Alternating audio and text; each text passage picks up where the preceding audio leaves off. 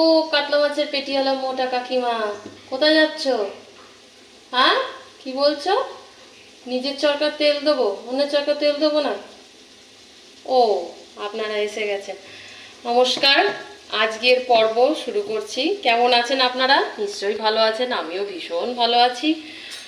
আজকের পর্বটি শুরু হচ্ছে, নিশ্চয়ই শুনতেই পেলেন কাকিমা কি বলল, যে অন্যের চরকায় তেল না দিয়ে নিজের চরকায় তেল দিন। আচ্ছা আপনারাই বলুন তো, এই 2026 সালে এসেও নিজের চরকাতে তেল দিতে হবে? না, কথাটা ভুল রকমভাবে ভাববেন না, কথাটা ঠিক, কিন্তু নিজের চরকায় তেল দিন। কিন্তু এই তেল দেওয়া কিন্তু অন্য তেল দেওয়া। নিজের চরকায় যত বেশি তেল দেবেন, ওই মোটা কাকিমার মতো লোকে কি বলবে, কাতলা মাছের পেটিওয়ালা কাকিমা, যাতে আপনাকেও না বলে, সেই জন্য নিজের চরকাতে না একটু তেলটা কম দেবেন। কীরকম বলছি, এই দেখতে পাচ্ছেন, এটা হচ্ছে আমার তেলের বোতল। যারা সংসার করেন, রান্নাবান্না করেন, তারা জানেন এটা হচ্ছে 1 লিটারের একটি তেলের বোতল।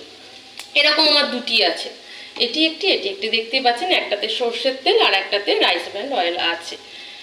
2 লিটার তেল।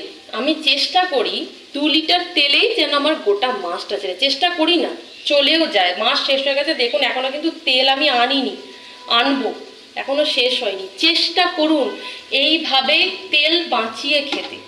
সংসারে কতটা সাশ্রয় হবে জানি না। আপনার এই যে বললাম না, কাতলা মাছের পেটিওয়ালা পেটটা আপনার একটু কমবে। যাতে কাতলা মাছের পেটিওয়ালা পেট আপনার না হয়, তেল আপনাকে কম খেতে হবে।